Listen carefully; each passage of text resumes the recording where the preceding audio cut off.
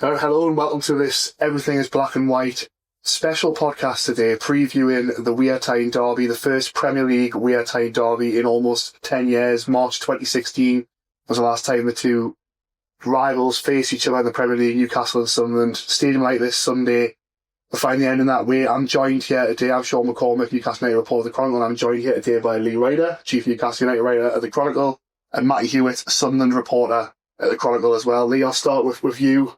How are you doing first of all, and how excited are you to cover our first league derby in almost 10 years? Yeah, I'm good, thanks. Looking forward to it. I mean, it is exciting, but there's also a little bit of sort of nervous sort of tension going into it as ever with a derby.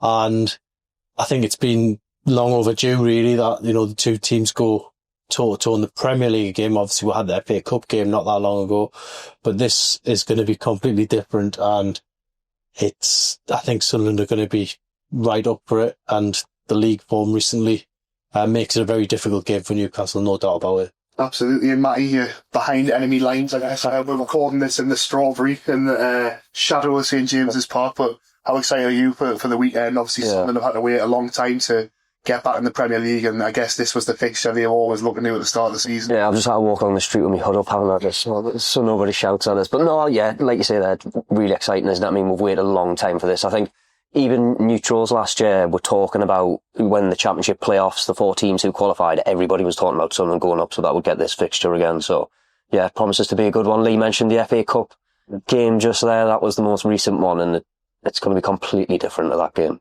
And I guess we are going to sort of go through history a bit of the fixture, but history doesn't really come into it, does it? In terms of, but it's been that long since they've played each other in a league fixture. I think it's only Jamal Lascelles that's still in the Newcastle squad, who was in the squad from the last time. Obviously, Sunderland have been to League One and the Championship, and back in the Premier League, and they're a totally different squad now. Can't really read too much history into it. It's going to be a fixture that really sort of is played on the day, and yeah, there's no real sort of narrative, I guess, in terms of that sense. Yeah, I mean, you just touched on it there, that it will be totally different to that FA Cup game. Different manager. Am I right in thinking only Dan Ballard's the only survivor from the sort of... I think Trey Hume as well, but yeah. Not many. And it's a completely different team, different manager, different philosophy, different time for Sunderland. Even going back to that playoff final at Wembley when they were 1-0 down, then you're thinking, well, Sunderland aren't even going to get up here. And then suddenly it's just went bang, bang, bang. And I know they had a bit of a sticky result against Man City, but they've shown what a good team they are, and how they're more than capable of putting up a fight against Newcastle. And probably quietly, I think Sunderland fans will fancy themselves to get the 3 points in this one, which hurts me to say as a Newcastle man, but I think Sunderland probably go into it and could just be slight favourites because of the home advantage. Again, it hurts me to say that, but I'm just saying it how I see it. And Matty, just I guess from your point of view, into obviously this is a Newcastle podcast, so Newcastle fans have watched Newcastle more than they've watched Sunderland, obviously, going into this game. But from you as a reporter, I mean, how good have Sunderland been this season? Are they as good as what the outsider thinks they've been? I mean, obviously the league table has been pretty high. Yeah. I think you do have to take into account the FA Cup game, like Lee says there. Even since the start of the season, this is a completely different team to what I watched last year when they won promotion. The fact that I think the most disappointing thing from a Sunderland fan's point of view last time was when they played each other at the Stadium of Light and the atmosphere was brilliant, but then the actual game started and it didn't feel like Sunderland even had a pop at Newcastle. It felt just so... It was such a disappointing letdown.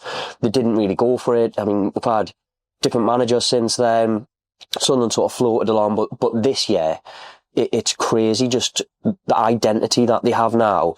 To the, everyone talks about the start of the season that they had, and look at it on paper, and I didn't like that rhetoric where it was Sunderland, they've played such and such. You have to beat the teams who are near the bottom if you want to stay up, and they have done. They've not only beat the teams at the bottom, they've beaten Chelsea, taken points off Arsenal at home, Palace, they got a point away.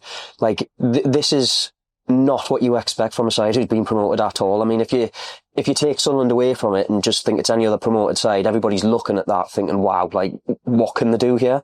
Regis Labrie keeps reiterating every press conference that 40 points is their target. I think secretly they'll be looking a little bit higher than that. And Lee, you touched on it there. I mean, we're going to sort of try and answer a few questions along the way in this podcast, and you said that Sunderland may even consider themselves as slight favourites. Now, the first question for all of us to answer is, who are the favourites going into this game? Do you think Sunderland are favourites, or do you think Newcastle have turned the corner in recent weeks and have started picking up their results, and Sunderland are just sort of maybe just careering off slightly if you look at their form going into it? I think from their point of view, they'll see themselves as the slight favourites. As far as Newcastle are concerned, I think they've gone to places, you know, like Man United. They've gone to Emirates and won in under Eddie Howe. Yeah. And he's more than capable of plotting a win away from home against, in a tricky game, you know what I mean? And I think that's what, the way Eddie will have already been looking at it. He's playing it down in front of the cameras, but I think they'll have done loads of research, and I think they'll also believe they can go there and get a win. My personal view on it, what the result will be, I think it'll be a draw. It sounds like I'm sitting on the fence a bit there, but I just think that both teams could end up cancelling themselves out tactically. And I think if you speak to a lot of Newcastle fans, I mean, some of them will be mad up for it and think, yeah, we're going to Sunderland, we're going to win. But I think the majority, if you put a point on the table now, they might just take that and then hopefully win the game at St James's Park and keep everything in order that way. But, you know, it's a derby.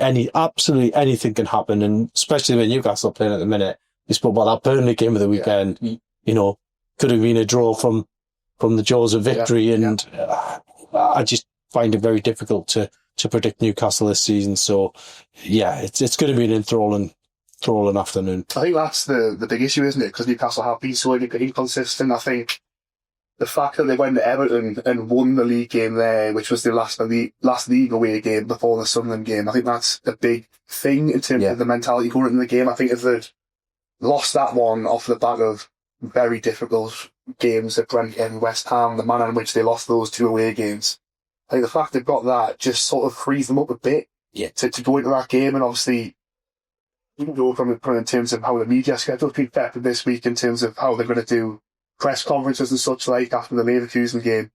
But they changed it up the way that they approached the Everton game after the Marseille game, and they're doing the same in terms of their schedule and how they're going to come back on the Thursday and train, and off the Friday, train the day before on the Saturday. It worked against Everton. Hopefully, in the Newcastle point of view, it works again.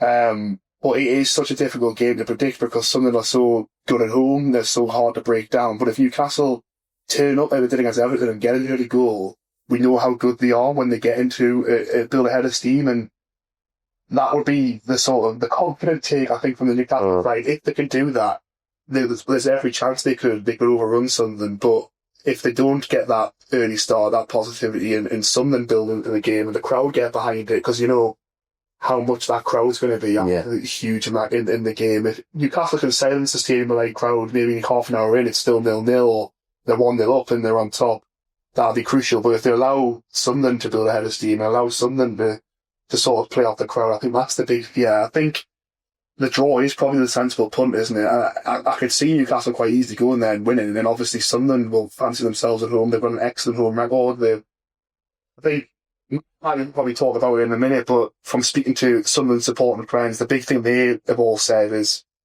they're not exactly the most inspiring going forward, but they're very difficult to break down, and they keep themselves in games. They keep themselves within a whisker, and there's so many times this season where they've pulled something out of the bag at the last sort of minute, and I know form doesn't really come into it when it comes into a derby game, but they must take so much confidence going into that, and I guess that's going to sort of come into play when you give your prediction now.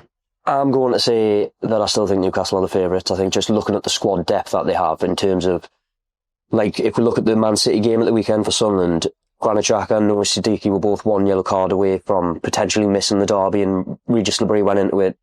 It's any other game, but really, you're thinking about that derby game. I don't really care what anybody says there. You want your two key midfielders to be fit. Took them off. The game was already gone at that point. I think Newcastle are still the favourites. I just think, I know you touched on the Champions League thing there. It hasn't necessarily been Newcastle's strongest point up until Everton, where they've come back. Sunderland, on the other hand, have responded well after being beaten. They've only lost 4 games this season. Like, it's the same as Arsenal, etc. That's a bizarre sentence for me to even say, I think. And I know we're still early on in the season, but that's it. I think having watched Sunderland in, like, the doldrums of League One, and you're coming up against, like, Mansfield, and that blunt attack that they had back then where you don't know where the goal's coming from. I agree with your point to an extent of going forward, they're not the most inspiring. But there's goals from everywhere, like Dan Ballard popping up in the 121st minute of that playoff thing. That's like a once in a lifetime type thing. But then all of a sudden, it's transpired not to be. They just keep scoring late goals, like Arsenal at the stadium of like, normally you associate Sunderland teams with going behind and all of a sudden it's like, that's it. But that's not happened at all. It's something I've asked Regis Debris himself, like how much is it psychology? Like, I know he's massive on his data. Like when he first came into the club, they did a pre-season tour in Spain and Alicante, and he was one of the last ones to bed. He just first day he was having like security guards like knock on the door, like we need to go to sleep now. But he was up there on his laptop, like diligently just trying to get to grips with the players he had, and that hasn't stopped.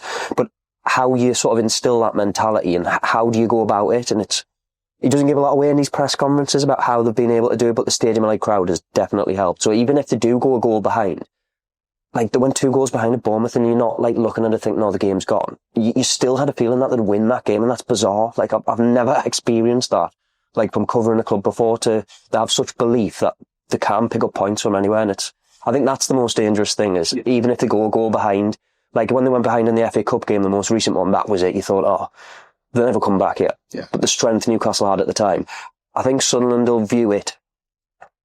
I think Newcastle are a little bit, not a wounded animal, but they're not the full sort of package under Eddie Howe yet, whereas last time they were, you had Isak leading the line, whereas now Newcastle themselves aren't going forward. They're not that fluid best like we've seen in recent years, especially with like Nick Voltmar coming in the team.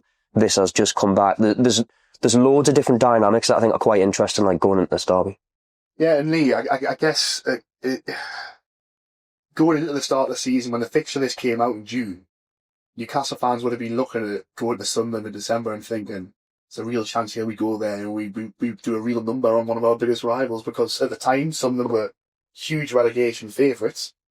Now Sunderland are sort of in the top half of the table, started really well. As like you said, they've signed some brilliant players like Granit Xhaka and Nori Mukiri, who've been at PSG. And I guess from a Newcastle point of view then, it's probably a pretty obvious answer, but I'm going to ask the question anyway. Yeah. Do you think the viewpoint of the derby's changed and the season's gone on, whereas now actually it's not only just a big game because it's a derby, it's a big game because some of the Newcastle are playing a team that are very good and have started the season very well? Yeah, I mean, when the fixtures were released back in June, I think everyone was kind of wondering, are Newcastle going to be, they could be on the back of a European game, which, as it turned out, they are coming back from Germany, which, it's going to be a factor. And going into a very congested December anyway, it's not the ideal time for this game to be played from a Newcastle point of view, because they haven't got the free week to go at it. But yeah, I mean, if you go off that FA Cup game and you go off Sunderland just being newly promoted and you throw all the assumptions in that, we usually get in football, you'd say, yeah, I think Newcastle get the 6 points from both derby games. But it hasn't been like that, I think Sunderland have signed a lot of hidden gems. They've signed a lot of hungry players who've seen this as the Premier League is a big stage, and Sunderland Stadium of Light is a huge stage to go and show what they can do, and maybe win and move elsewhere. I don't know, but it's going to be a tough game because, as the likes of Arsenal found out, they went there and thought they were just going to roll Sunderland over. It didn't happen, and there's loads of other examples you can throw in there, and it's going to be just as tough for Newcastle United as well on Sunday. I'll sort of flip the question I asked Lee in terms of how the viewpoint of the derby changed throughout the season. If you're a Sunderland fan, would you rather play Newcastle early doors when Sunderland were flying and they had an incredible amount of momentum? Yeah. Newcastle were sort of labouring a bit in the Premier League at the start of the season. Good question.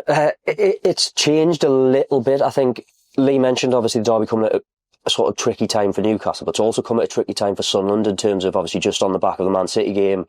The drew at Liverpool. I think if you're looking at that set of fixtures before games being played, you're looking at that thinking, oh dear. But transpires, it's been the complete opposite. 4 points from Bournemouth, Liverpool and Man City. It might look like on the face of things that, oh dear, here we go, this is panic stations, but it's actually the opposite. I think there's quite a calmness around, like, at least the Sunderland fan base at the minute. Obviously, like I say, we're a few days out and it's the derby. Emotions are heightened, that'll all change. I just think the characters that they brought in, obviously we talk about the signings that they've made. They've sort of taken Sunderland to a new level that I didn't necessarily think they'd reach this early on. Like when you get newly promoted, you're thinking, oh, who do they sign? Like, where do you go? To sign someone like Granit Xhaka, who, from what I've seen so far, he's a million miles away from that hot-headed player who Arsenal had. He's a real leader, and yeah, I think he's going to have a major say. Obviously, there was the concern about him and Siddiqui, both on yellow cards at Man City. Will they be suspended? Obviously, they came through that game.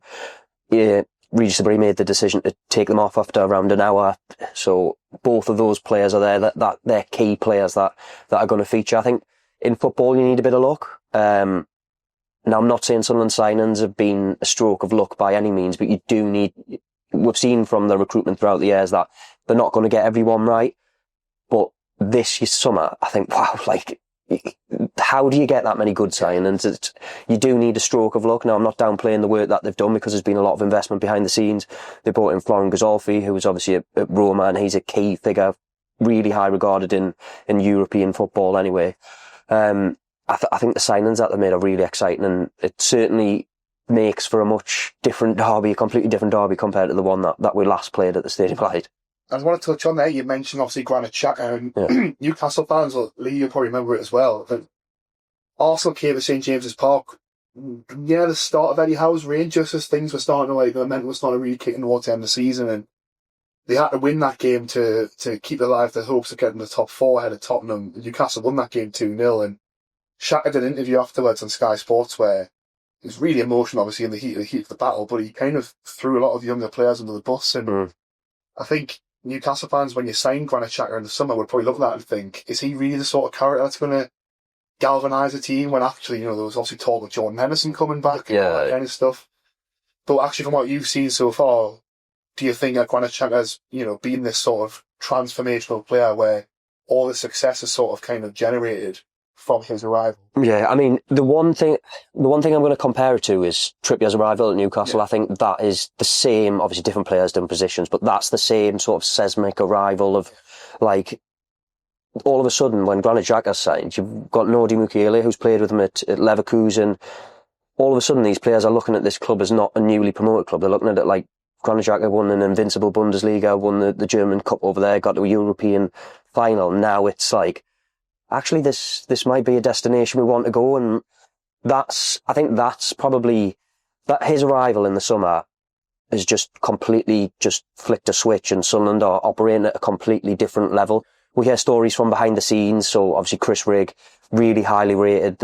I can't remember who came out and said it in an interview before earlier this season.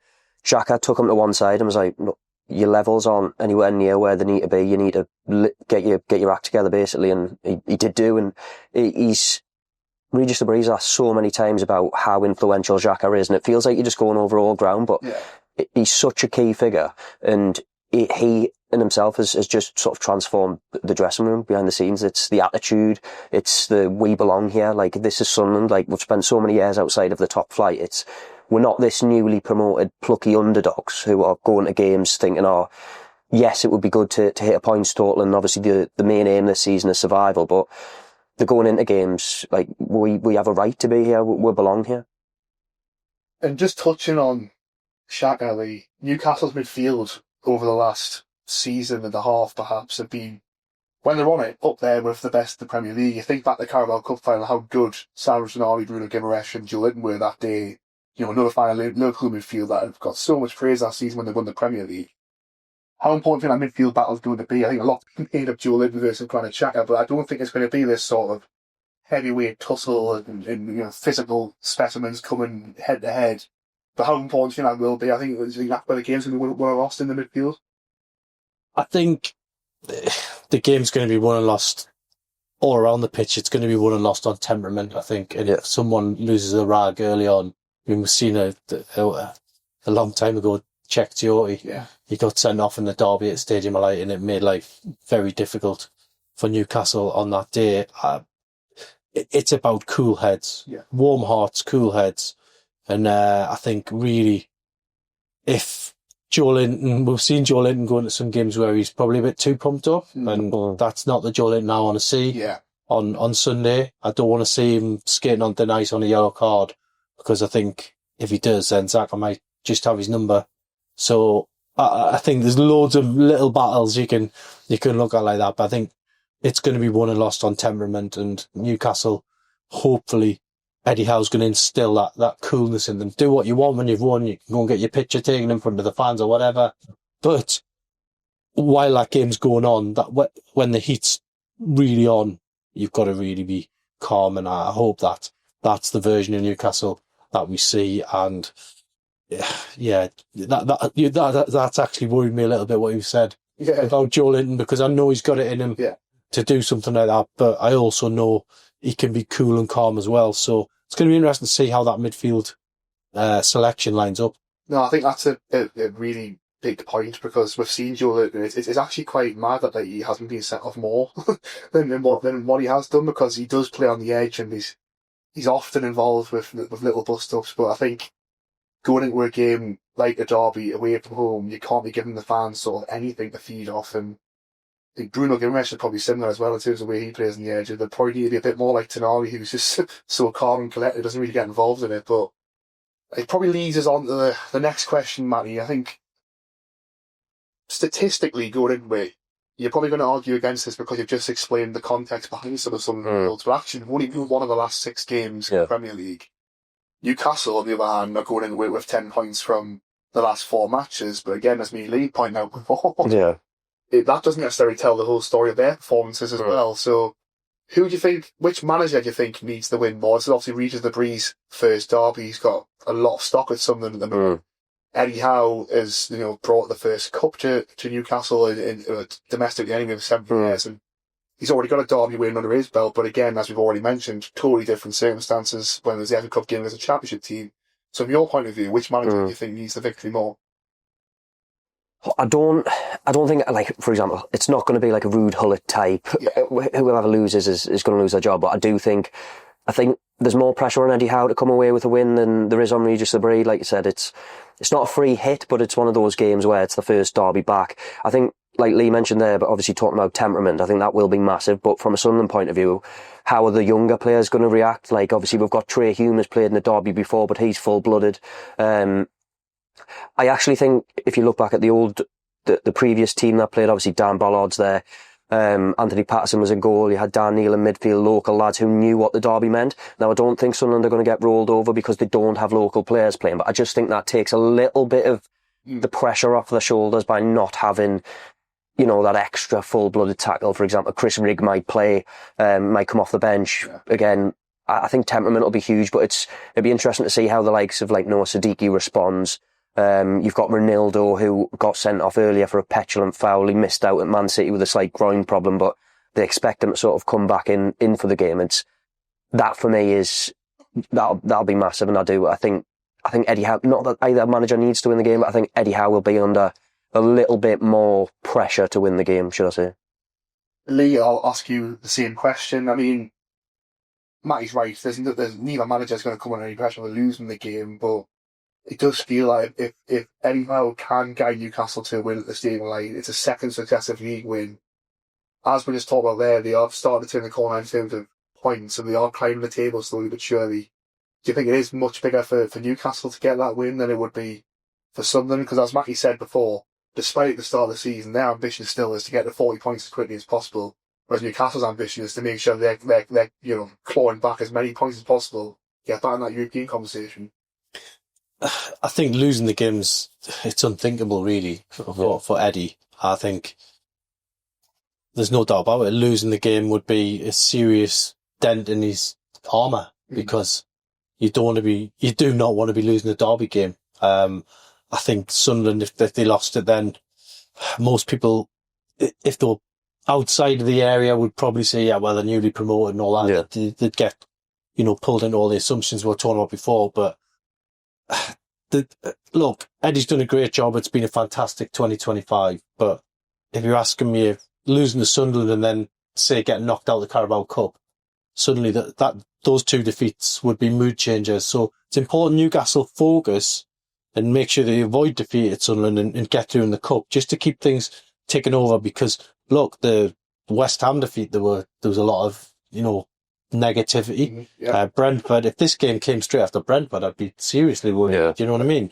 So they've been teetering on the brink of something on social media, but I think, you walk around the streets and that people love Eddie Howe, there's no doubt about that. But losing the derby is losing the derby.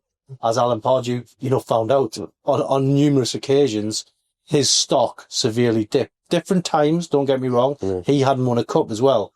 But you just do not want to be losing the derby. It would be a big dent in Eddie's armour. I hope it doesn't happen and we're not writing about that.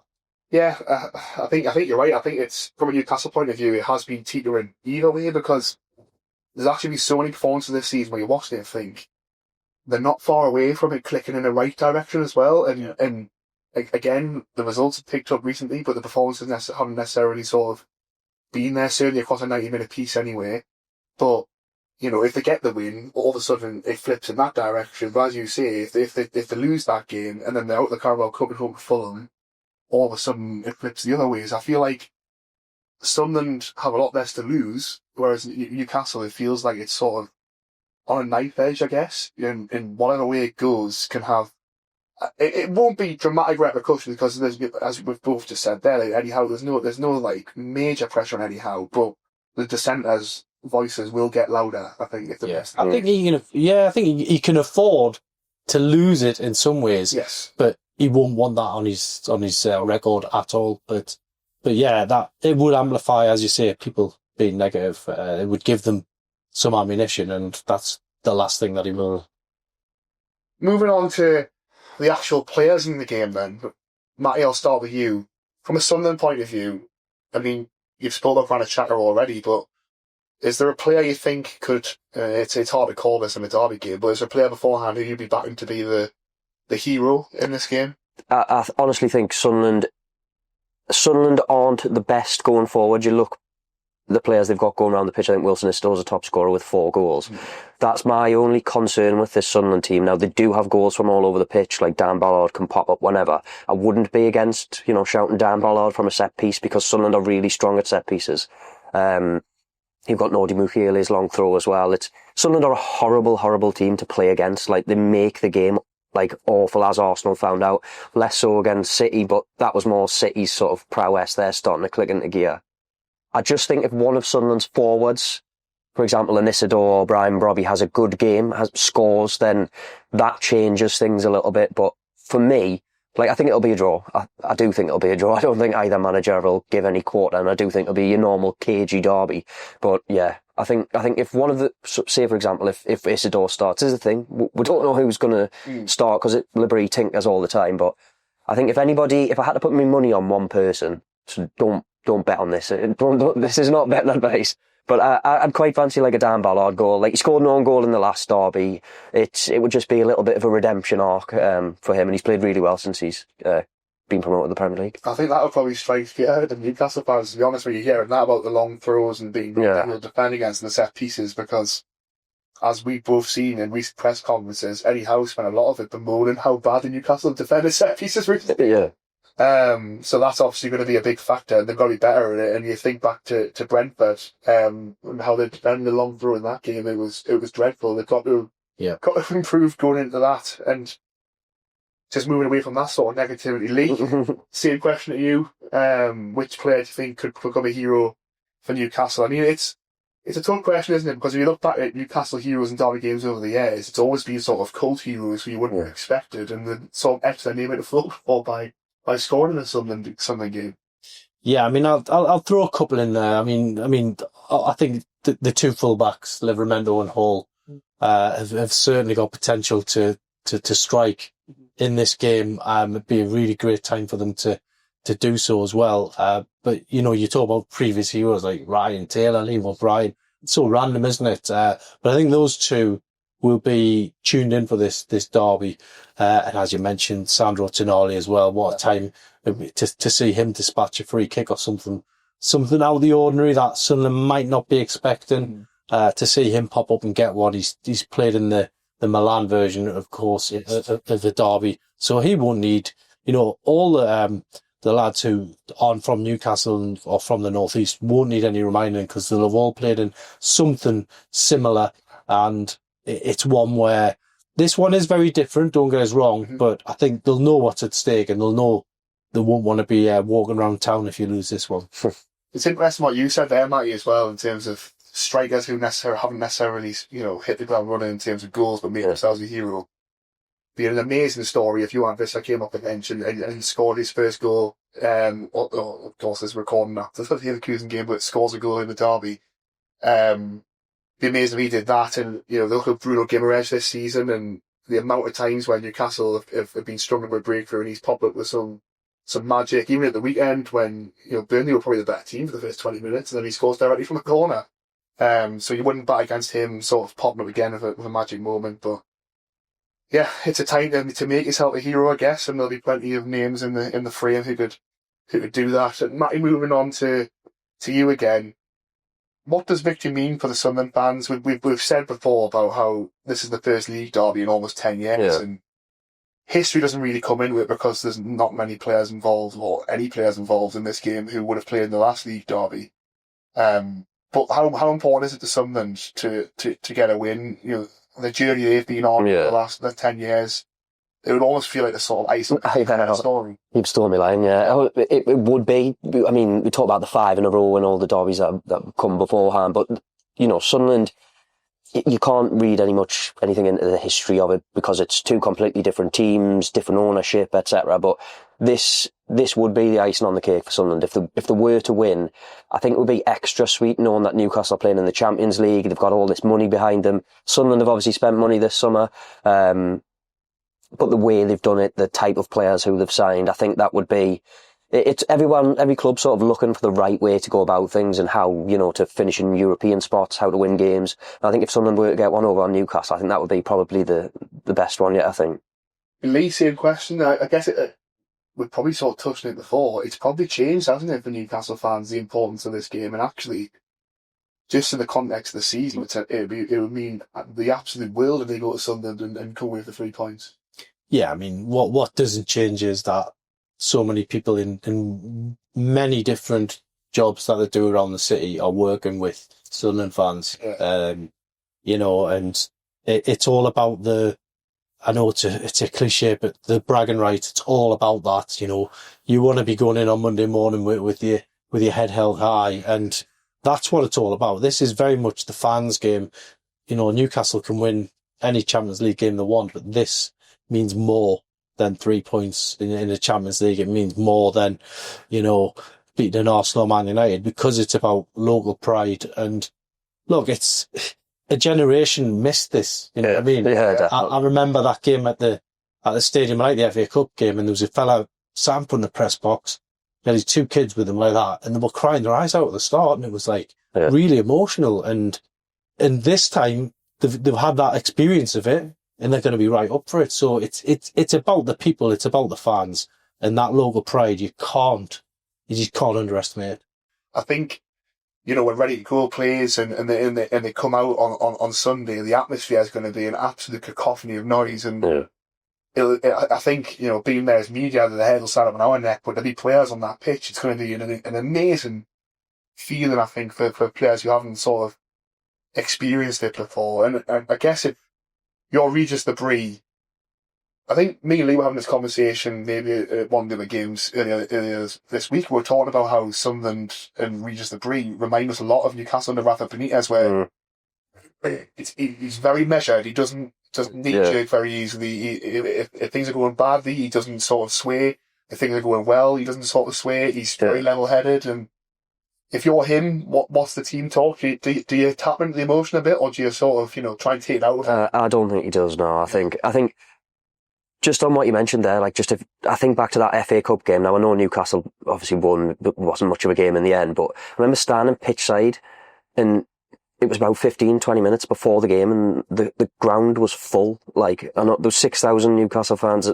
That won't be a thing this time, but you look back to even before that and everything that happened before, these are where all the storylines are written on, like the Black Cats Bar debacle, where that was such a key point in Sunderland's ownership, because look, they weren't going well in the league. They just got rid of Tony Mowbray the month or so before, who got them in the Championship playoffs before. The club and the ownership have come such a long way since then. To now have this back, and it's a regular fixture twice a year, like it's going to be such a good occasion. And I think Labrie, that's when you're in charge of Sunderland, very much like at Newcastle here, if you're an emotional manager, I don't think you work. I don't think you work in the dugout. You have to take. That's why Eddie Howe, he never gets too high, he never gets too low. It's all cliche, but that's what makes you a good manager in the North East. You can't. Yes, you can wear your heart on the sleeve if you're a player like Bruno does, obviously, but I don't think you can do that as a manager. If you do, and when you're flying, it works, but then obviously the drop off when you're getting beat, it just leaves you with, you know, an open goal for fans to sort of get on your back. Not that obviously it's happened here in quite some time, but yeah, I think Labrie, because he's so measured in the way he approaches games, so efficient, I don't think he's going to let emotion obviously come into it. Whether his players take that on board when the first whistle obviously gets us underway, but we'll see. And Lee, same question. What's the key message if you're Eddie Howe in the dugout? I think we also were on the Amazon Prime documentary where he tapped into what Eric Ten Hag had been saying, and just that little subtle message that got the Newcastle players fired up for it. You were saying before they need to have cool heads this time around. Is there anything you think he's going to sort of change away from where he prepares for it and a special message he gives for the game? Or do you think, as Matty says, much like Regis Labrie, he keeps it sort of level-headed and makes sure that Newcastle, you know, stick to the game plan and try and deliver that game plan to win 3 points? Because at the end of the day, emotion aside, that is what they're all playing for. Yeah, I think in some ways the physical part of this week will trouble Eddie Howe, but I think the media side of it, that they don't actually have to do a press conference because they're holding it in Germany, I think that suits them down the ground. I think they want to say the very least as possible. I'm expecting a very clipped press conference after the Leverkusen game. Might answer a couple of questions. I don't think too many players will be getting too stuck into the quotes. They don't want to be fueling the Sunderland crowd with anything, and I think that's going to be going back to your question, his key message will be, let's just keep this nice and cold, icy cold, go into the game, get the game done and go with our game plan. And let's not have any of the other sort of narrative in the build up to it. That's going to be a huge factor for Eddie. I think he will want to try and control the narrative as much as he can. And the fact that press conference will not happen on Friday morning, that for me says he's already had a good think about this. Yeah.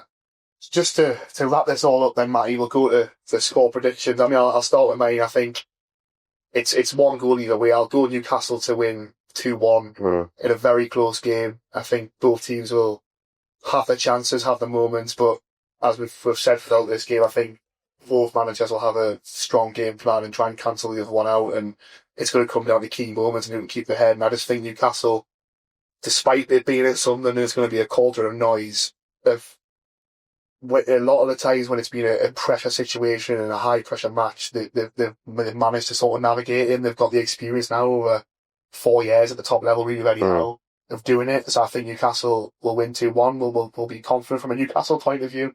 Matty, what do you think your predictions from the Sunderland end? I'm actually going 1-1. I just think it's got a draw written all over it. I think aside from, I know you've said there about Newcastle playing really well in high pressure moments, this Sunderland team do not know when they're beaten, and that's something that's a massive weapon in their arsenal. I think even if we saw the FA Cup game, Newcastle went ahead and from there Sunderland sort of wilted. This is a completely different team. Even if they go behind 2-0 behind at Bournemouth, they brought that back. I think both teams are going to be going for it, obviously, but I just don't see anything other than a draw, unfortunately. I'd like it to be a barnstormer, though. I can't see any side winning, to be fair. I think where both teams are at, they're both at a similar stage, to be fair, in the season. They're not quite at the full level, but they're still showing signs. So, yeah, I'm going 1-1. Lee, that'll be your pick. Yeah, I'm going for a draw as well. I'm going to go for 2-2. I think neither side will set up for a draw. There's no doubt about that. But I think nerves play the part in this one. And I think whoever it is, I think there'll be somebody with a 2-1 lead in this game, and it'll be about nerves. And someone might not be able to hold out for that victory. And I can see that there's been huge drama in this game. And Yeah, I'm going to go for 2-2. Brilliant. Well, thanks for your time, lads. It's been a really, really enjoyable chat, and I think it's got us three certainly excited about being there on Sunday. And if you tune in to Chronicle Live, we'll have coverage throughout the week building up to the Derby game. We'll be there, us three at the game, covering it live as well, so we'll have all the usual package, and then we'll have a few more podcasts on the Everything's Black and White podcast this week as well to look out for. So tune in, follow it all, and whichever side of the persuasion you're on, good luck for Sunday.